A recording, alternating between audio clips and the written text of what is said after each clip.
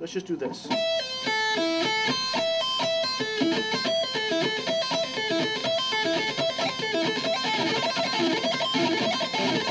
Doesn't that sound more mean than this?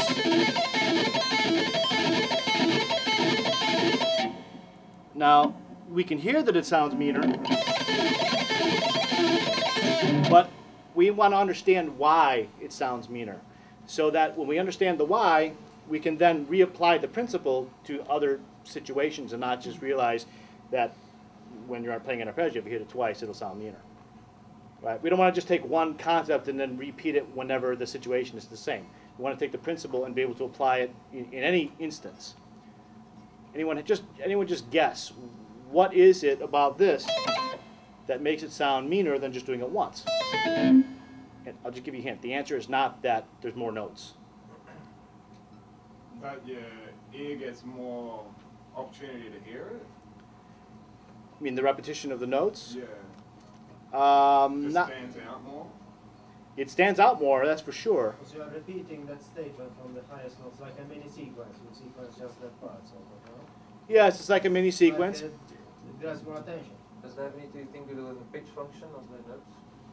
The E note being on top there?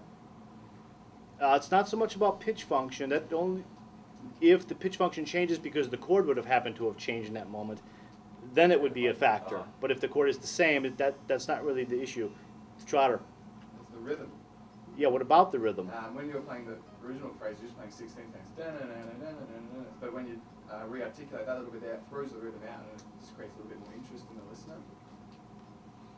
Yes. Well, there's two parts of that. Rhythm is the first half of it. Mm-hmm. You can keep the rhythm the same. You can play them all still as 16th notes. You don't have to change the rhythm. Now you're just simply adding 2 more 16th notes to the length of the lick, okay?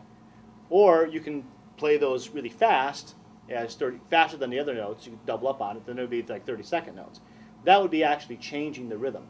But if we keep it as 16ths, which was pretty much what I was doing. Yeah, that's what I meant. Yeah. Then the rhythm isn't changing. We're just extending the phrase just by 2 notes. Yeah. But okay. But what's important here is where the accents fall. That's what Okay. I meant. All right. So if we were playing to a drum beat, right, and the bass drum is hitting this, and the snare is there, this would be a really fast drum beat in that case. But if there's a hi-hat or anything going on, you know, where the beat and the measures are being divided. As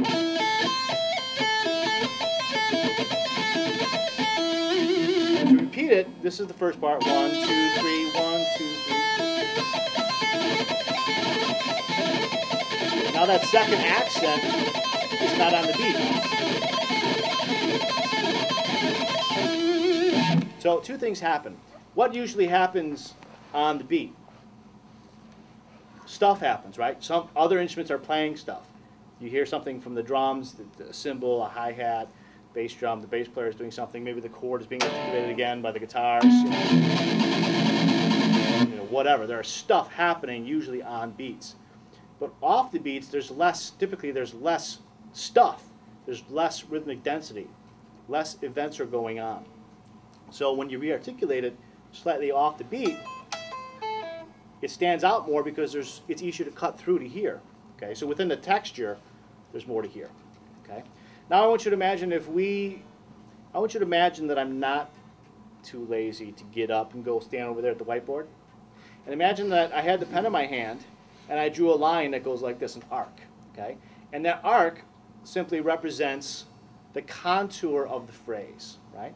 And even if we add Tommaso's original note,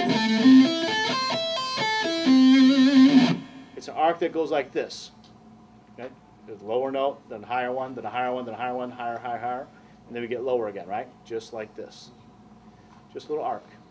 But when we repeat that highest note, we have to go back up to it, that totally breaks the texture. Okay? And that's the other big ingredient here that makes that stand out. Okay? So we have accents in places where accents don't normally occur. Syncopation. Okay? It's the technical term. And then the texture changes. Okay?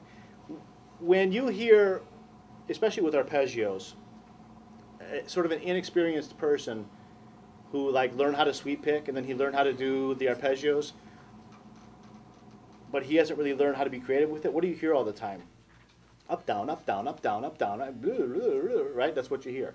Because they just gotten it down and now they're all happy and proud of themselves and they just go up and down as fast as they can. And you hear all that all the time, right? But when that texture is broken because you're now coming back to a high note or you're doing anything that other than this up and down thing, it catches your ear because it's a break in the pattern. It's a break in what the ear expects to hear. Okay? So it's a very, very cool thing. Let's take that same concept and apply it to another lick. Okay? So play this.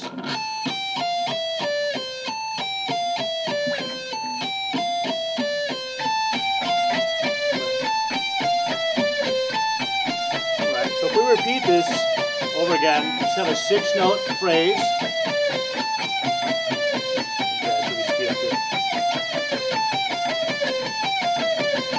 So this is cool, very simple, but cool. If you play it faster and faster, it starts to get a little cooler and cooler, right? And you can move it around, up and down the scale. You can do whatever you want with it, okay? But listen to this texture, which is basically a straight line down, right? Imagine in your mind or on that whiteboard, you're drawing a line. Before it was an arc, now it's a straight line down, right? This is what the listener expects to hear, especially if you repeat it. Take the same concept that we applied to Tommaso's arpeggio and repeat the first 2 notes.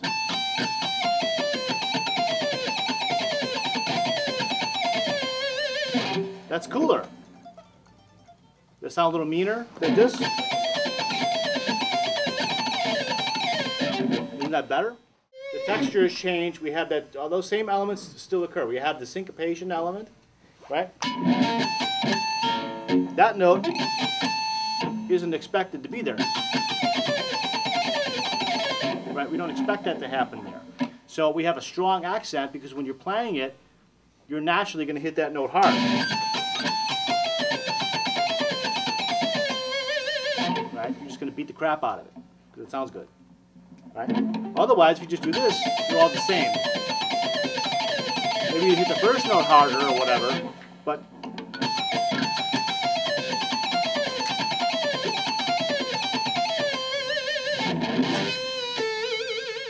if we do this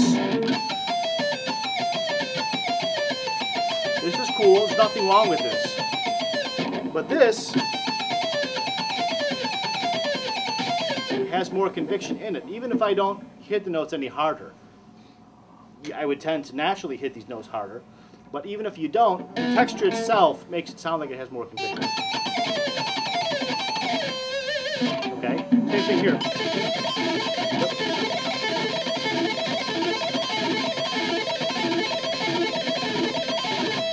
It sounds more convincing than this. I mean, this is also cool. One is not, I'm playing both at the same basic speed. I'm not playing one faster than the other, but basically the same, okay?